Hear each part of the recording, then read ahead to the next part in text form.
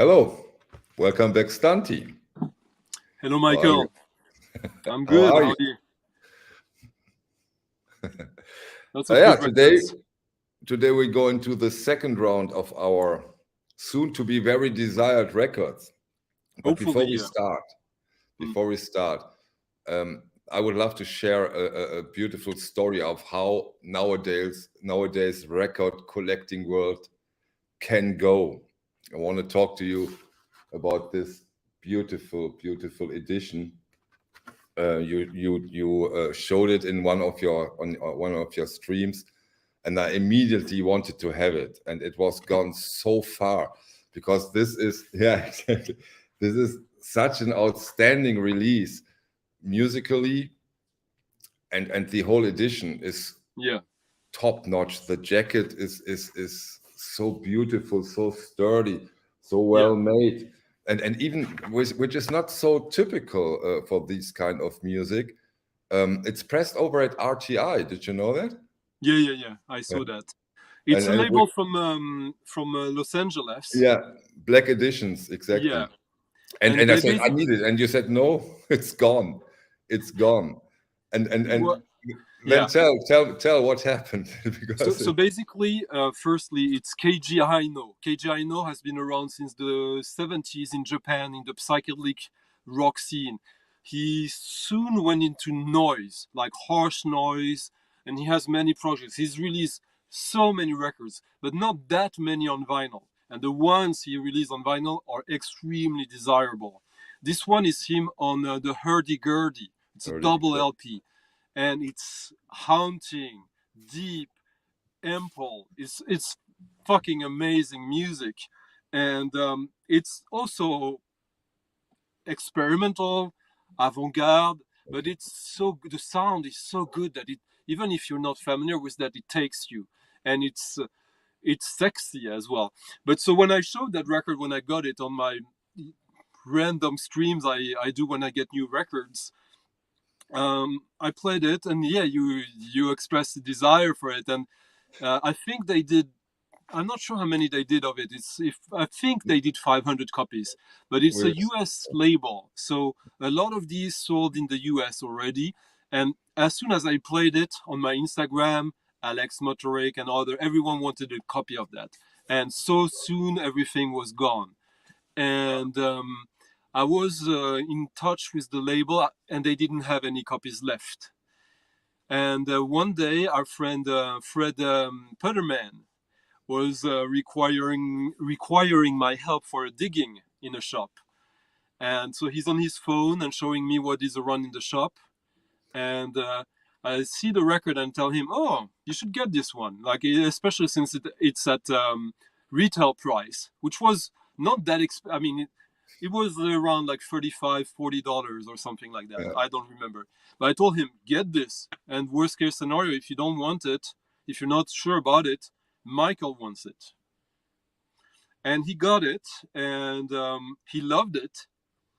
But he knew you wanted it, and well, you tell the rest of the story. and Fred Putterman was so nice. I put a link to his channel in the video description now down below because he has an incredible channel. He was also, I've done a collaboration with him about John Coltrane. He has a fantastic channel, and he was so nice and sold it to me and shipped it over here, which of course is a beautiful thing because the whole story I think is so beautiful because through YouTube, through the VC, I know a guy in Sweden who knows a guy in Texas who is in a record shop and finds a record I am here in Germany once. And this is around the world, and this is such a beautiful thing. And again, a big thank you, Fred, that you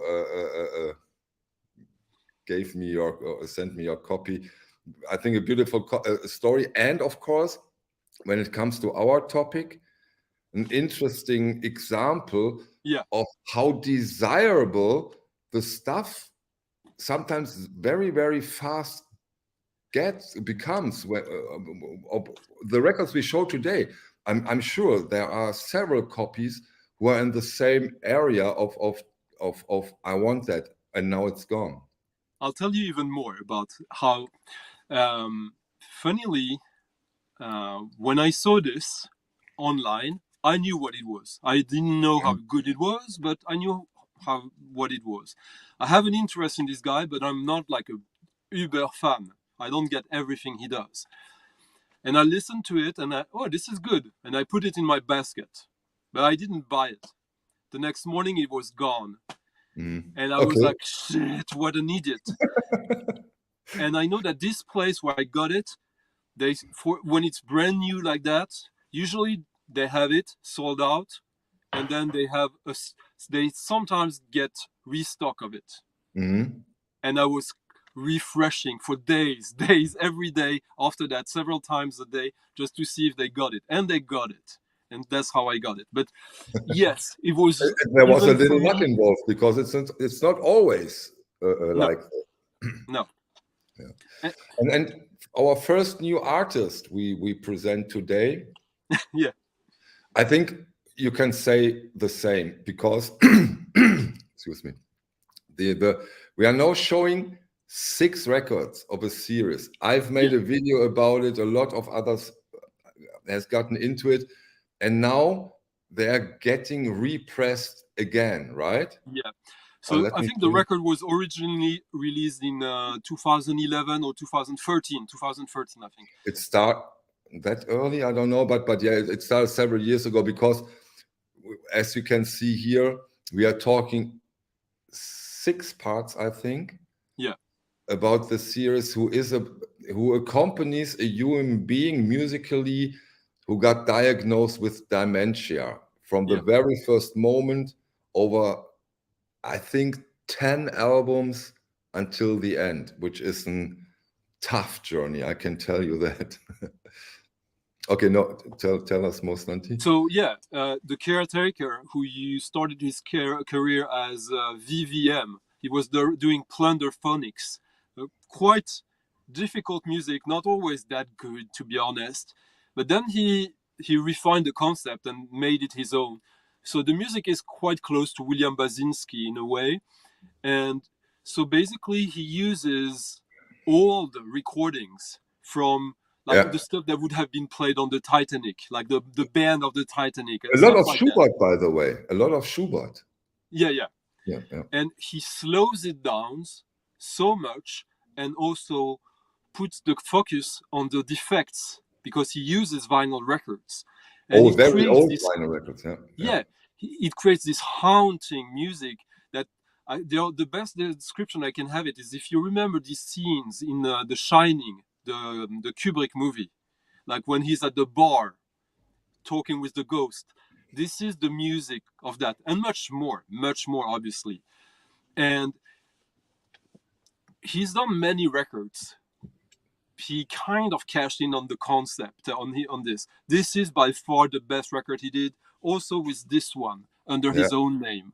But those are very hard to get right now, right? These have not been reissued, but the ones we talked about, it's 6 volumes. The first 3 are single LPs, and the volume 4, 5, 6 are double LPs. So it's 9 LPs in total.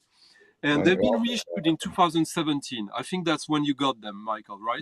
Yeah, I have the blue colored variant, which is, don't try to get those. This is insane. But the music the music is the same. So it's very good that we can get the hands.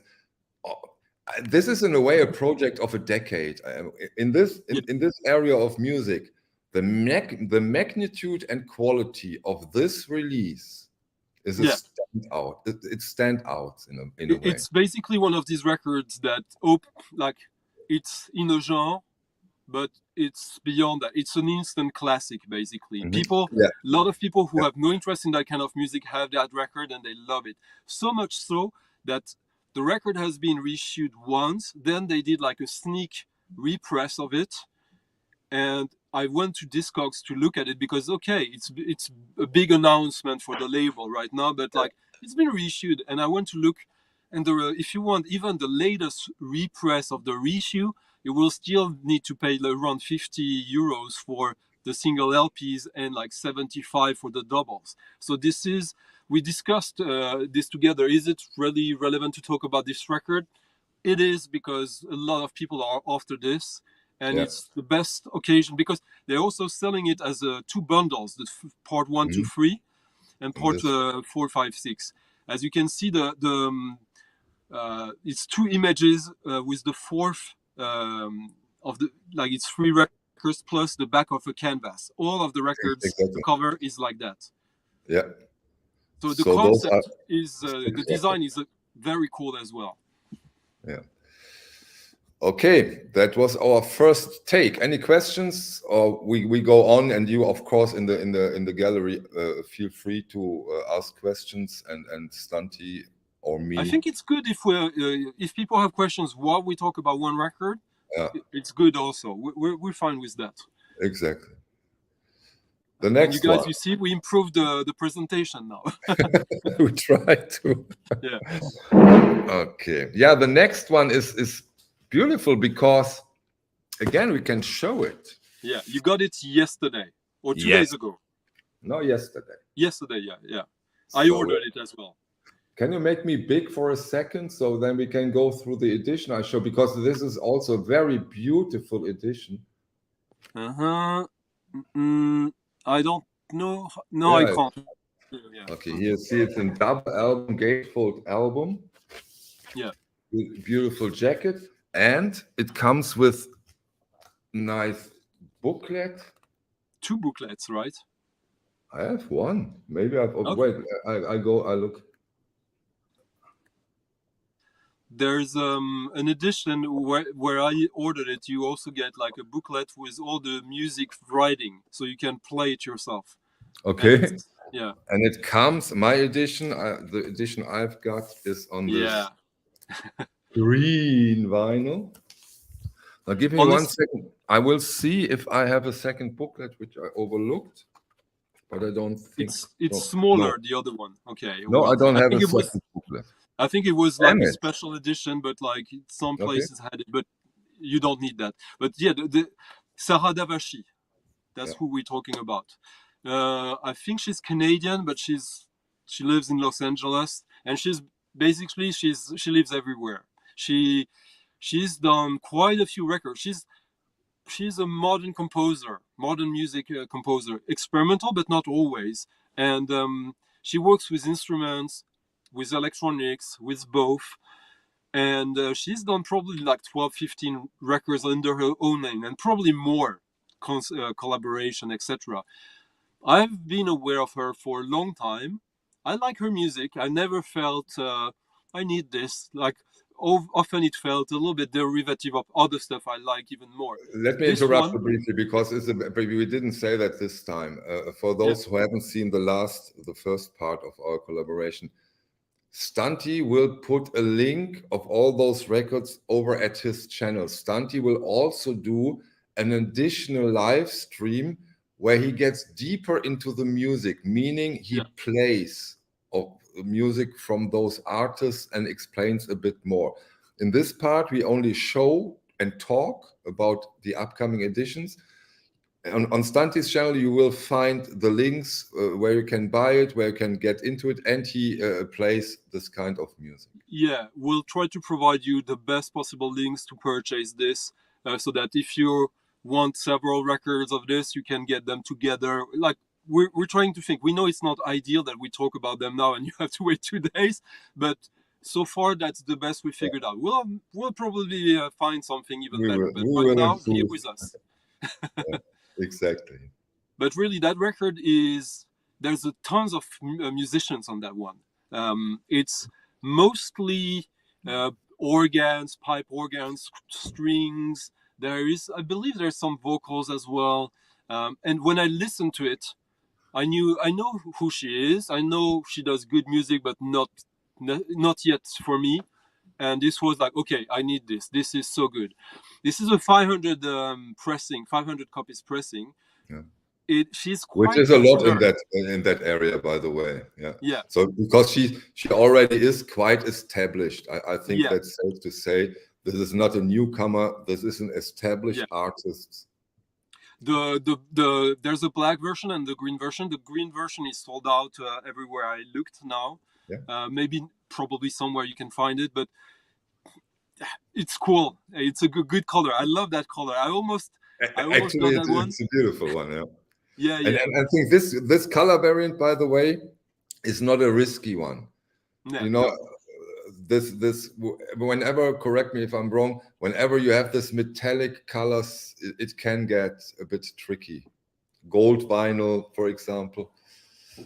I must say though that this record is in my book so good that I will be shocked if this doesn't need to get new pressings later.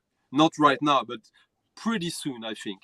This will be, for many, one of the best records of this year. The presentation is exceptional, but the music is even better, in my opinion. The presentation itself, like, I want to have that record. I hope the music is good. It is.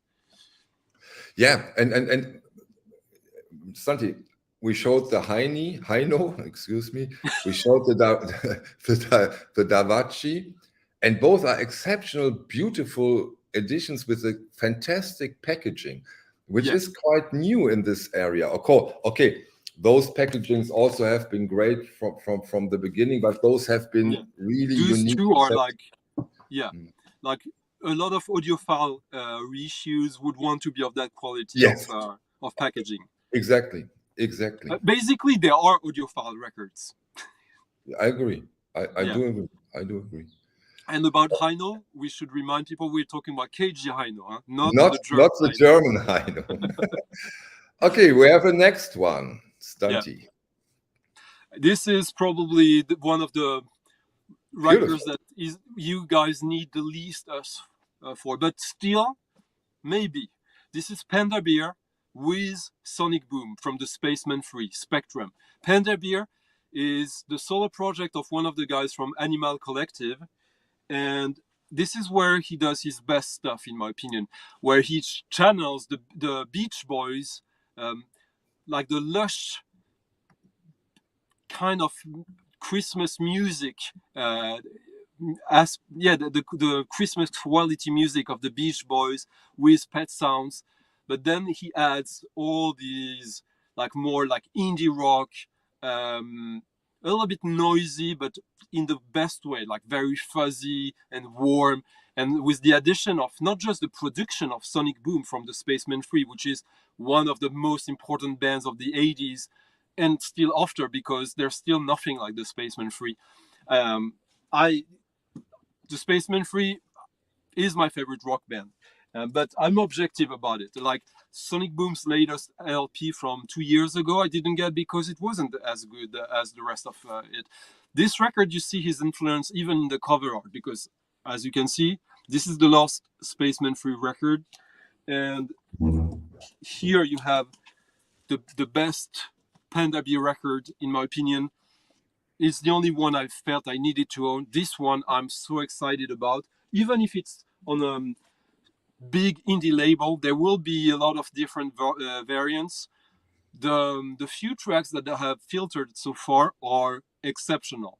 It's the quality of the music recording production is insane, but the music is so good. Like I wouldn't even care if it sounded like shit, because the music is so good, and it's not difficult music. It's a little bit quirky, a little bit oblique, but it's music you could hear on the radio without any problem, and you will look cool.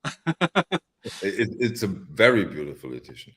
Yeah. Do you know when will this be out? What was it? This will be out pretty. I'm either in early October or in next week. I'm not sure. I remember correctly right now. I'll put everything on the stream on my video on Friday. But all the records we're talking about today either just came out in the past week or so, or are coming out latest, I think, is mid-October. So we're not making you wait too much either. Maybe I'm gonna be waiting, but yeah, because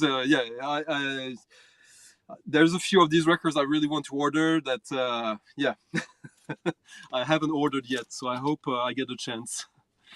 This is an interesting Yeah. addition, in my opinion. Just the packaging is awesome, in my opinion. Firstly, the guy who designs it is on the Ghost Box label, which is basically a label that was started by a graphic designer. If you guys have seen or heard about this movie called the Berberian Soundtrack or something, like basically, if you guys love or like Broadcast, the band we talked about last time as well, it's one of the most influential rock bands of the past 25 years. They were on Warp, and this is basically the label of their own graphic designer, where they put some of their own projects, special projects, side projects, and their friends, and collaboration with graphic designers. This is the advisory circle. It's whimsical folk, electronic, library soundtrack, very pastoral in a way. Maybe explain in a few words library. Okay, yeah. Music for the stage and screen. Basically, music that was produced with the intention of the music being used to be put on image. So in the late 60s, 70s, early 80s, there was lots of records released. Basically, a label. I have many of these records here. The label would commission a recording by an artist, sometimes Ennio Morricone. Often he did lots of these, and these records were packaged thematically. Basically, Morricone would go in the studio, let's say in a weekend, and he would record like all his small ideas, and they would then package them thematically. This track is kind of deep and dramatic. Let's put a record that the name of the record will be Dramatic, and then they would send these records for free to production companies. And if the production companies use the music for the radio, for TV, for theater, for movie, then they had to pay royalties, obviously. And these records were super rare.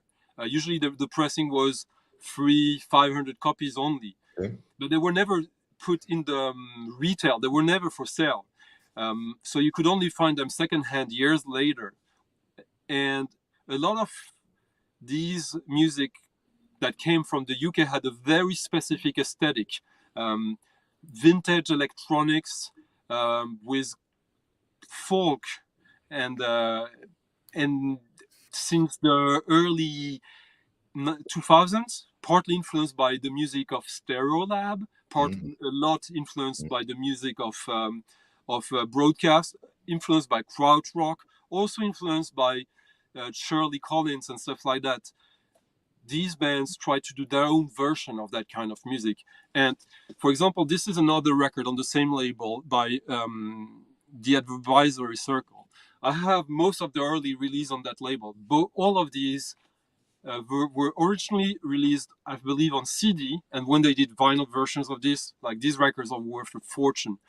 This one, what is cool also, it's that it's an album, but it's a gatefold 10-inch album.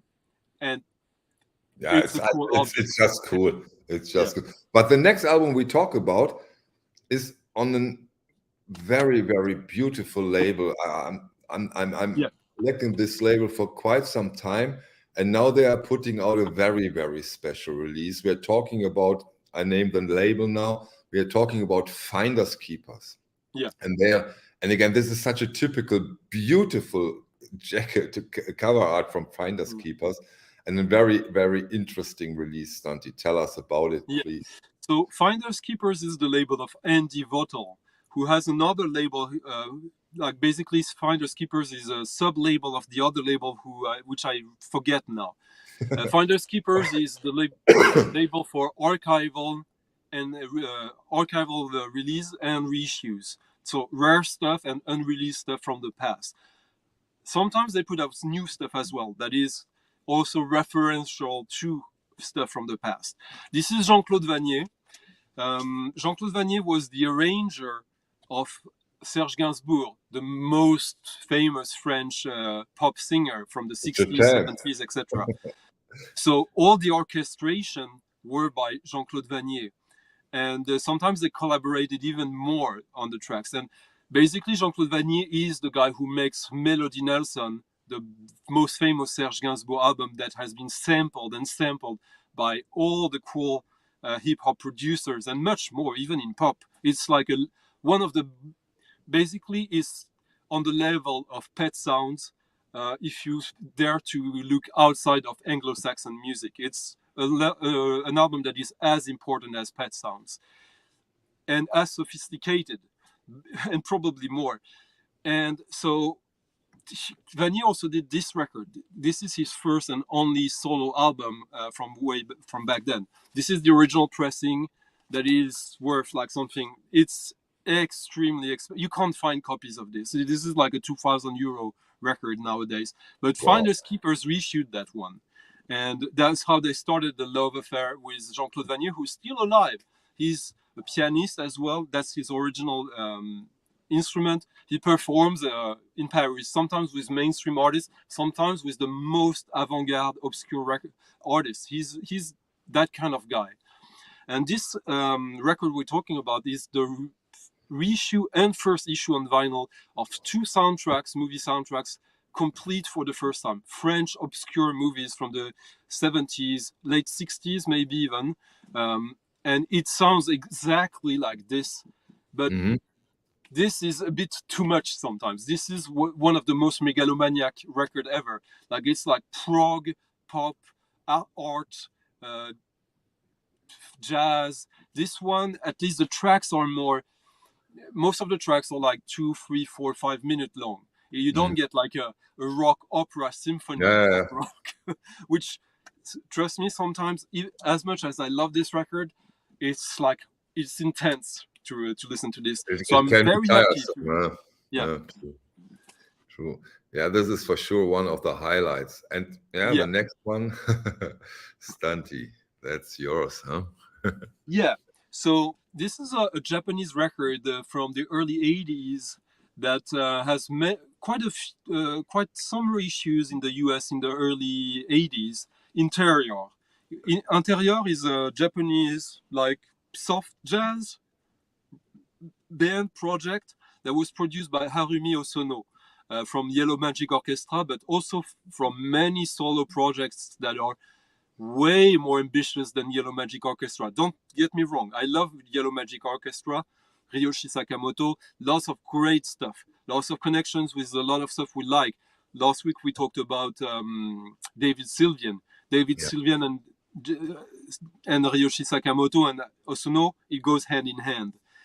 This record is like instrumental jazz, fusion jazz, but very stripped down. So it's very melancholic, but also very beautiful. But beautiful, like kind of like the joy at the end of despair, like the hope. There's a quality. It's also quite whimsical. There's a quality of. It's quite unique. There will be tracks you like, some you like less. When in the original press, there's one track that wasn't featured, and in the second in the reissue from the early 80s, there was one track that was missing from the first one. This one has all, including my favorites that I think was missing from the original pressing of this. And this is coming out on the Swiss French label. We release whatever the fuck we want to. Yes. Formerly Mental Groove. That's the original label of that. Okay, I didn't know that. Okay. Yeah, this is Olivier who started this label, and basically it's a label dedicated to release that like are mythical, rare, obscure, or that are underlooked, that they want to give like a highlight on. And this is a record. This record we're talking about, Interior, is of that latter category. It's not I wouldn't say it's a cult record, but it's a record that the people in the know who know about it and who have it, they know they have something special that maybe not everyone will find special until you find a track that is special for you. That's this kind of record. The next one. We release whatever the fuck we want. Do often they're one of these few labels that I know they take extremely good care in Yes. being fair, like to find the artist, to pay him, to find the original tape, the most original source that existed. That was- They Because even there's have a also great sub-label where they release incredible, interesting, mostly Japanese jazz records. yeah. This is also quite interesting sub-label they have. Yeah, great which stuff. we're going to talk about later today, actually. Next one. This is a record that, like, this is the one I have the least to say about because it's an artist that was almost new to me. I knew his name. I had seen a few records of his. He doesn't have that many, but he has a few. It's a guy from Missouri. He's been around for about 10 years. He's released a few records under different names. And I've heard a few, and they were good, but not something I needed to get.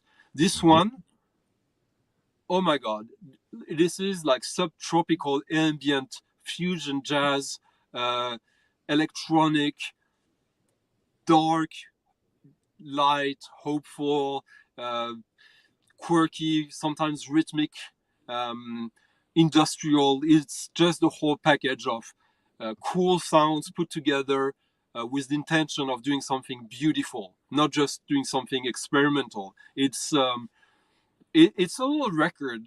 It's on an independent label. It's not this kind of record that will get a lot of attention until people like me, we check everything and we notice this is one of the few ones that should be remembered. And this process takes time.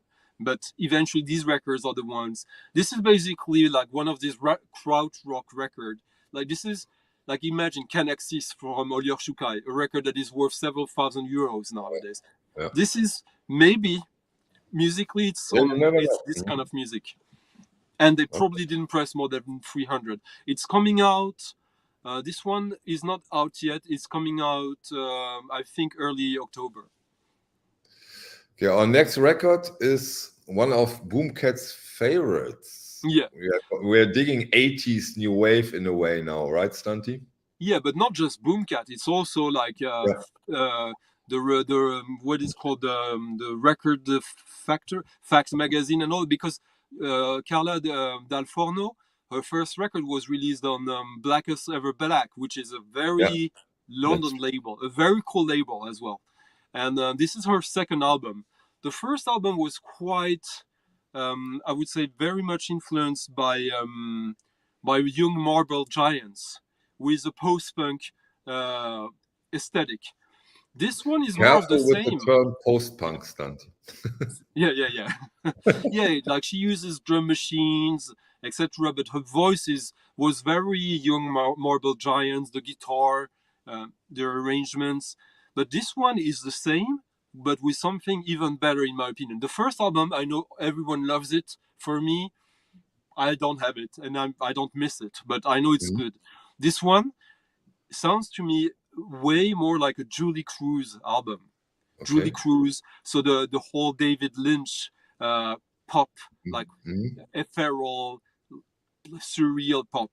Her voice, her singing there is like Julie Cruz, but a little more today, but barely. It's and it's great. The music is great. It's very simple, straight to the point, folk pop, post-punk, a little bit motoric sometimes, but I guess this one has more focus on her singing than the previous one, even more.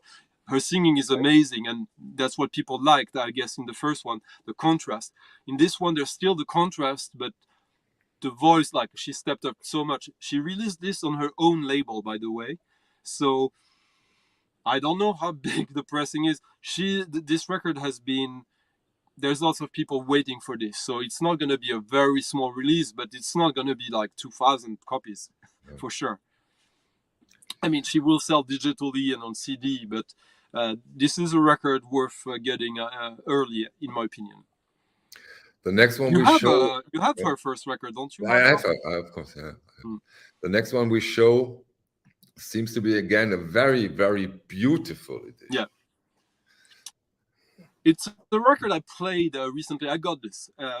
I ordered, like, when it came out. This is a guy. This is the records that are the most difficult for me to decide if I need this, because I know this guy. He is not a friend, but we know each other and we like each other. He's from Paris. It's a DK, a French producer who started in hip hop, but his family is from Vietnam. And this, since he started his DK Elias, like it's house, ambient, industrial, but it's going towards his roots, his family roots. And this one is where I guess he managed to do it the best ever. And it's like Indonesian percussion, fourth world, industrial, John Hassel. And when I heard it, I liked it, but I thought like, it's someone I know, so it's always a bit, you don't want to trick yourself. And I kind of, I'm not getting this. And I listened to it a few times and like, shit, this is so good. I need this. And he released this on cassette last year, and he realized this was so good that it needed a vinyl issue. And so he released this himself. It's his own label, the first vinyl on his own label. It's distributed. I've seen it on Juno, on HHV, Soundome, Boomcat, but he only did 300 copies, and it came out like 2 weeks ago, I believe, or so. So it's we have to thank Stunty. We have to give a big thank you to Andres Nevares, because he helps us out now, because we have to do that for the next time, that we write the titles in the chat and put it here, because and he's so nice and thank you, Andres. Yeah, thank you so much. Yeah, I didn't see that, and sorry, I haven't been paying too much attention to what is going in the chat. It's a little bit difficult to do everything. I thought we see that always on the record, but for the next one we will prepare that. It's not.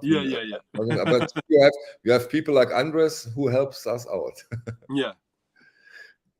Okay. And by the way, if you have a real important question, you can repeat it. Like we might have some time at the end, so we can take more attention to that. So next one, what do we have, Michael? Next one is This Beauty Again. Yeah, I can't wait for that one. By the way, I think this is my personal favorite, because it's off there. It's different. So this is the most subjective choice of the selection in a way. All of the records we talked so far have there will be hype to a certain level around them. This one, I don't know. This is the only record by two brothers from Brazil who self-released. They crowdfunded that record in '83, and because no one wanted to release it. And unfortunately, when it was released, they fucked up at the pressing or at the cutting, and they cut it too fast. So if you get the original, it's a little weird sounding, because the music is too fast. This is the first there's a bootleg of it, like an illegal, unofficial bootleg from a few years ago, which prompted this first reissue with the corrected speed. The first time you'll get this, it's on a Brazilian label. I don't know how well it is distributed in Europe. I found it. I saw one shop in the US also who had it.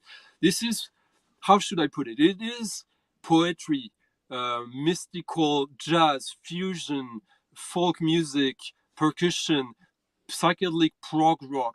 It's like the kind of record you could expect from the 70s, early 80s from Brazil. And this one is delivering all of that in the plenty.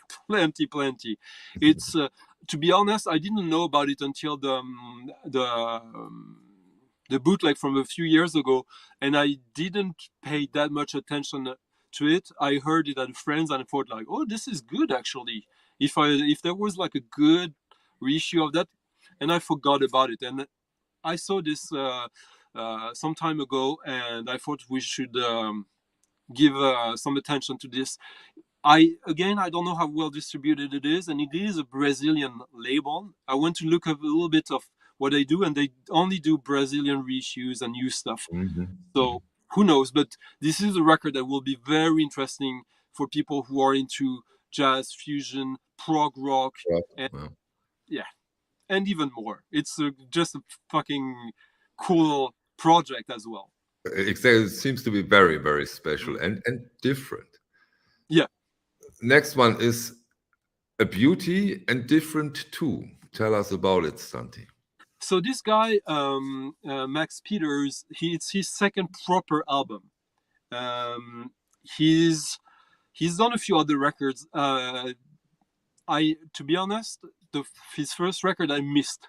I totally missed it. I listened to it and it's good, and this one is kind of the same but much better. This is a guy who started. He did some collaboration with Ulrich Schnauz, who a lot of people know for his electronica that is basically shoegaze done with electronics. And now this guy, this is coming out on Electric Cathedral. No, what is the name of the label? Cathedral something. I forget. Me too, and I have closed the... Anyways. I can tell you. It's on the Sonic Cathedral label in the Cathedral. UK. Yeah. It will be released on the 19th of September. Yeah. So Sonic Cathedral is a label that has been around for some time now that specializes in the continuation of the indie and shoegaze that kind of stopped in '93. So you will get projects from Neil Halstead from Slowdive, stuff from the guy from Ride, the guys from the Spaceman 3, etc. This is a little bit different because this features B.G. Cole on a steel pedal guitar. You also get some songs with Dot Allison, the singer from One Dove, the indie trip hop band from the early 90s. She had a great voice and she still does. This is a grower for me. Like when I listened to it first, I thought this sounds good. This checks all the boxes. I don't know if I need this. And the more I listen to it, this is really good music. And yeah, this basically sounds to me like really good slow dive, but even more like My Bloody Valentine, Loveless, but with a more friendly production. I love the production on Loveless, but this is, the singing is more like it is basically less experimental. It is basically Loveless done with all the lessons, the production lessons. And we experimented for 25 years and now let's do it a little bit more rational, which maybe makes it less adventurous in a way, but it is a fucking cool sounding record. A pop, ethereal pop, but with song structures and really good guitar, B.G. Cole. But yeah. Next one is, I think, a project of the heart with you. I think you are very eager to get into that, right? Yeah, this is the record that is the least VC friendly in a way. You actually recently shown a record from this guy, from Jamal Mos, that I have here as well. This one, if you remember. Yes. Jamal Mos is Hieroglyphic Being, which this record is, with this terrible cover art. And the name of the record is as terrible, but so cool in a way. Can you read it, Michael? The shittiest sounds you don't ever want to hear with spiritual. Yeah. Hieroglyphic Being is basically Chicago house music project massively influenced by Sun Ra. So basically you get the cosmicality,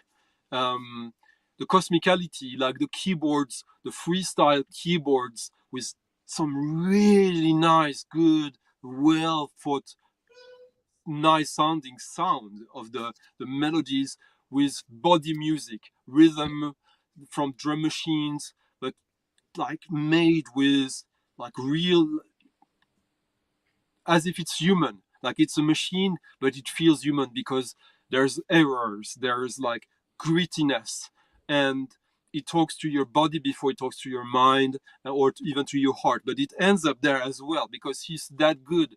His melodies are so good. I have about 40 records of his because he does a lot of EPs of singles. since 2014-15, I've been kind of I don't buy most of his records because he kind of lost it for me. He's trying to be more experimental, and it ends up being neither the body music that I love, neither the and when I say body music, I mean dance floor. But you can listen to it at home. But basically, it was falling short on both sides that it was trying to be together. Yeah. And since this year, he's starting to release stuff that might be old, by the way. We don't know when because he's so productive. This record that I showed and the one that we showed the cover of, this is him getting back to form, and even better. This is like, I heard the second track on this, and I didn't even need to listen to the rest. I need this. This is so good. Listen to the second track on this, 21 something, I don't remember, but the rest is great as well. But if you need one dance floor and techno house record this year, in my opinion, this is one of the 2-3, and probably the one for me. But Hieroglyphic Being, who also released on many labels, including this one on Alter, we realized, which is the label that is reissuing this Muslim Goes record we talked about 2 weeks ago that we anticipate so much. And this is released by himself, by the way. So now we show an artist I've never heard of. Don't know anything about, I think. Help me out here. Leo Kuiper. Leo Kuiper is a Belgian composer who started the first electroacoustic experimental music studio in Belgium in the late 50s. He has a record on the Deutsche Grammophon series, you know, the avant-garde box sets. He's part of that. I got 2 albums of his on Igloo, the Belgium label, I couldn't find them today, unfortunately. There are some of people who follow me, they know that I love everything, but like avant-garde electronics from the past is my obsession. And this is one of the guys, I want everything this guy has done on the basis of the 2 solo albums he released on Igloo. And there's a lot of stuff he released on CD in the 80s, 90s. He's still alive. And this is Sub Rosa putting a compilation of some of the best stuff he's done that has never been issued on vinyl. They had a previous volume of it that I didn't need because I liked it less, and also I had half of it. This one, there's I think 4 pieces. I already have one of them, and the rest is must-have. It's so good. There's a piece with vocals used in such a creative way, and such a joyful way. It's just when I say no, it's out there. It's not a lie, right? Yeah, it's out there, but it's you know, there's out there stuff that I don't even try to present to you guys. This one, I think, if you're like, for example, if you've listened to a Terry Riley record sometime and you liked it, that shouldn't be. It's a little more difficult, but very not. I shouldn't even say that. I don't even believe what I'm saying right now. I said it. I forced you into this conversation. Yeah. It's music that is, you know, like to make electronic music when this guy was doing it, to make one track could take years because of how complex it was. But when you did it, you knew why you were doing it. And this is why I love this music, because when someone decided to release something, it was not because I need to release an album to have my name out. It was because, shit, this is the most important thing I'm here on this world to do.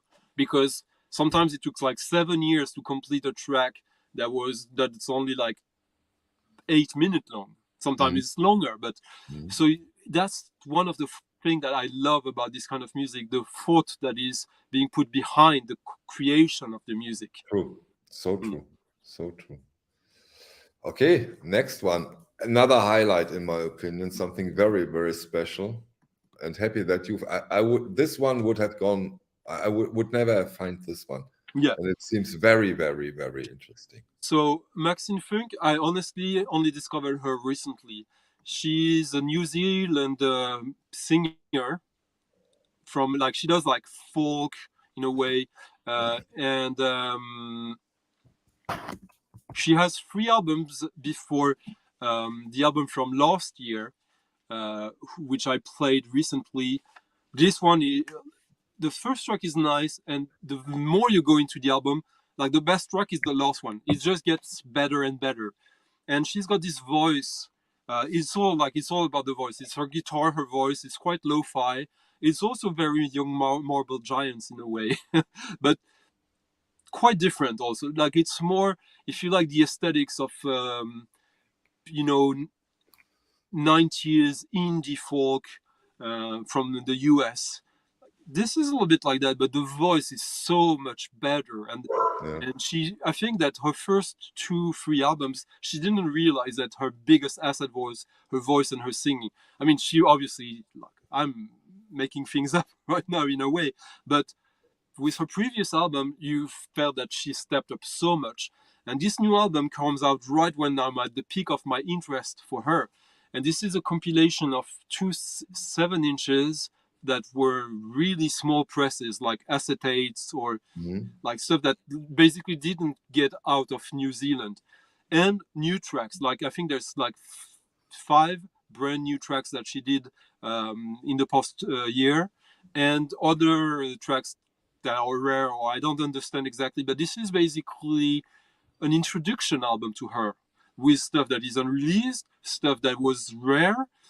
But I think that when they realized how good this was, she needed a reintroduction, and this is the album that is, I think, has this purpose. Stunning packaging again, by the way. The whole really concept cool with the information, the old picture, the label, very, very, very beautiful done. Yeah. And this is coming out. It's not out yet, but it's coming out in the next few weeks. It and comes it won't out be a big on the 7th of October. Okay. The next one. Oh, those are Karl and Friedrich. They no need to play. Okay. They find a toy. It's not a record that's Stunty. Sorry. Okay, here we go. So now we reach the end of our selection. This is an absolute highlight. Maybe you talk about her. Yeah, maybe I do a very short introduction, because I have shown this record several times on my channel. It's again on this Swiss label, which we release, we release whatever the fuck we want. Exactly. This is also in Midori Tadaki album. It's of a stunning beauty and calmness. And again, an incredible, beautiful edition that put so much effort in that. And I was so surprised, because I didn't know about it, that there will be another release from her finally. So she's been around since the early 80s. The record you just showed has been the original of that one is probably the biggest grail for many hardcore record collectors. She's basically a trained percussionist, Midori Takada, but that record you showed is kind of like a fusion new age record that is so unique. It's very ambient at the same time. I personally don't like it. It's too new age for me, but people love it. And when we release whatever the fuck we want, we reissued that in the best possible edition, the best possible fashion. Before they really issued that, it was a 400 euro record, the original. Now it's much more than that. It's much more. But the thing is that the reissue they did was so popular. I think they probably did something like 5 different versions of that now, because it became like people got insane with this. This record is a record that she actually released in 1999, so 15 years after the one you showed. And it was released only on CD. So this is the very first and only time it's ever been pressed on vinyl. And in my opinion, it's a much stronger album than the one you just showed. It's different. So I'm not completely fair with saying that. To my taste, this one appeals to me even more. I wouldn't mind having the one you showed. I would like that, actually, because sometimes I'm a bit harsh with stuff like that. But this one, it's basically the same person with 15 years of experience additionally, and with, I guess, a stronger sense of who she is musically. It's still very much connected to the album that you showed, but Yeah, she it's stays a percussionist, right? So I said she stays a percussionist. So of yeah. course. Even if the fact that she's a percussionist, you could be fooled because it's tuned percussions. It's not like at all drums. It's very melodic and harmonies. Yeah. This one is a little more rhythmical, I guess you could say, but it's still like the piano is a percussion. You have to remember that also. Right. So it's basically tiny hammers being activated by keys, but it is hammers on strings, which is a percussion. Everyone knows that, but sometimes it's worth reminding it ourselves. And so this record is, they didn't hype it too much, which is uncharacteristic with we release whatever. I haven't heard of it, and Yeah. I'm surprised because I have a look. I have an eye on Yeah. this at this label, so this was a total surprise to me. They are very good at marketing. They are very good at hyping, at doing pre-orders long in advance. This one came out almost out of nowhere, and there's only one version of it announced so far. So, really, another surprise. Okay, so because it might have to do. It might have to do with the label that. The first one that you showed, she held the rights. This one, maybe they just had to buy the license and they could. Okay. I don't know. I'm just guessing there. But there is a difference in the way they are releasing this one. Because, I mean, they know it will sell out. So maybe if they only do 500, maybe there's no point in advertising it. Right. That's true. That's true. Save some money. Yeah. So, Stunty, thank you so much. I know from the first one we did, quite some of them are now gone for good. In this area, this really go fast, and yeah, it is as it is. The collectability, the thing like getting something that gets sold out, it's fun, and that's part of why we do this. The main point is still talking about great music. Exactly. That is not necessarily obscure, but certainly not the most talked about in the usual outlets. And even if they are, it's very rare. It is so, and if it is, so be it. We hopefully are the ones who introduce you to some great. We say it here early enough. Yeah. So. This is in a way, as we said at the beginning, this is now part 1. Yeah. Part 2 will be on Friday on your stream, where you dig more into these titles, more into this music.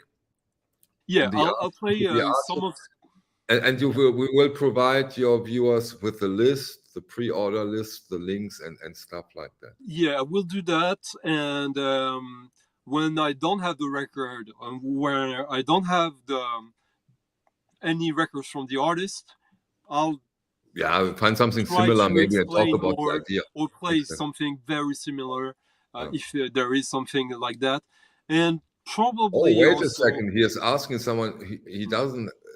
Okay, for all of the. I always think you are all subscribed to Stunty. Wait a second. You have to. I mean, damn it. I will put a link of Stunty's channel right now in the comment section so that you can.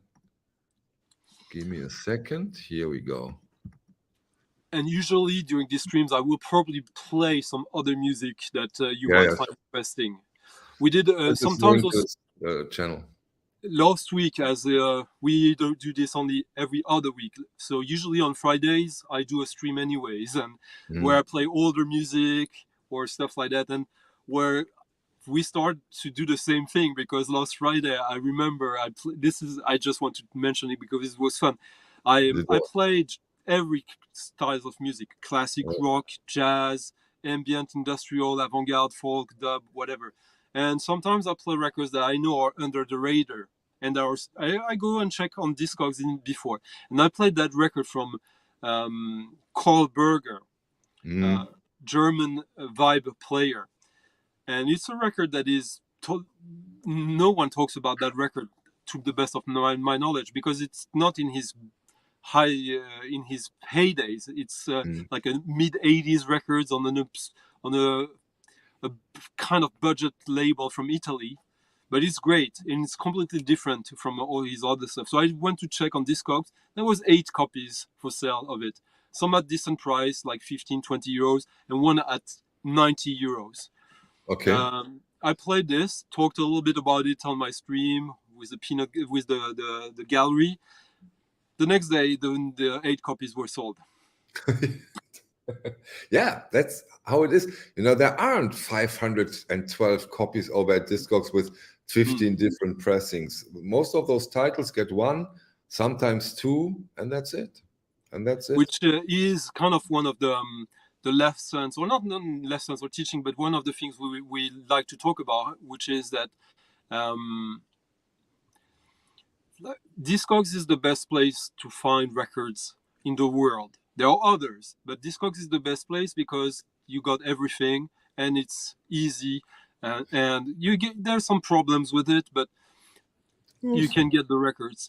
The thing is that I don't think most people realize how we're right now at a turning point when most of the old records that have no attention on, there are not enough copies left available for it to make everyone happy. And when I say that, I'm being very generous, very conservative. It's like when I look at my want list, there's records I have no urgent emergency to get. And then I look, oh, there's only 2 copies left, and one is like VG. So, anyways, yeah. Bubblehead, nice question. Tell me something else, and maybe I'm obsessed with that. But until you don't, I will stay obsessed with vinyl. I don't know. Stunty, can you answer that for him? Why are you so obsessed with vinyl?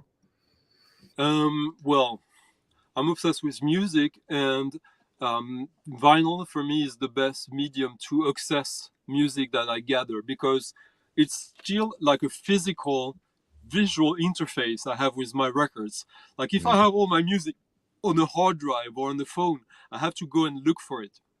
Here, with my records, I have usually like 2 millimeters or 3 millimeters by 30 centimeters reminder of this potential. These things exist. I've already gathered it. I bought it also. The fact that you spend money on it, you made a choice. You made like, is it worth giving away my money to have this thing that maybe I can... Or do I go to McDonald's now, right? Yeah. So basically you create a relationship between you and that object, which is, before being an object, is music. Yeah. And also, these are time machines, the only ones that work. Like, let me take one randomly. Okay. Armando on Warehouse Records. This is a Chicago house record from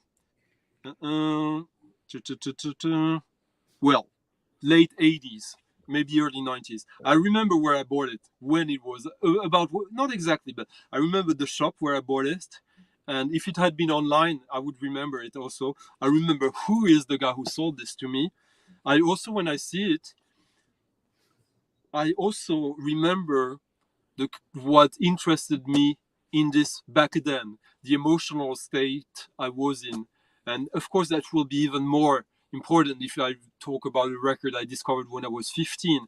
But if I look at the video on YouTube of the track, the music video or whatever, or if I listen to it on my computer, I don't know why, but I don't get this feeling of like getting me back to my feelings, or not just the memories, but also to the emotional state I was in when I got this.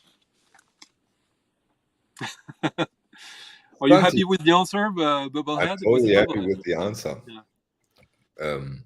I'm totally happy with this stream. You put, again, so much work and effort into that. Thank you very much.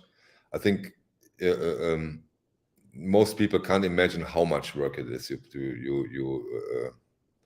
put into that. And maybe when you visit Stunty on Friday, maybe you can tip in something. There's a tipping box, and maybe it would be a very, very nice gesture if you do so on Friday. But do yourself a favor and visit the stream. The last one has been a blast, and it was fantastic. I keep my streams up, these streams. Most of the time I keep them up because for some reason YouTube allows me to stream the music. Like everyone asks me how do I do it, because usually they don't do. You just do it. Huh? Yeah. And I think I know why, and it's a long explanation. But the thing is that if you attend while I do it, you'll get all the info if you look at it later. But if you're there, I will interact with you a little more. And sometimes if you ask me to play this or to get deeper in that, like that's what I do also. Yeah. So it's more interactive. Okay, thank you all for your interest, your attention and questions. We will do that in 2 to 3 weeks again. I can't wait for it. Stunty, thank you very much. Me too. Thank you we all already very got some much stuff. We already got some stuff we know we're going to talk about in 2 weeks or so, and that. And I hope you guys enjoy it. And please, if like this is, as Michael said, this is not. This is pleasure, but this is actually work also. So if you can help, it's one thing. But also, if you can just tell us that what we do here is useful and you enjoy it.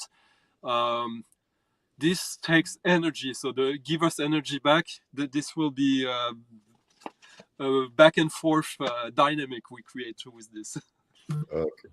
Thank you very much.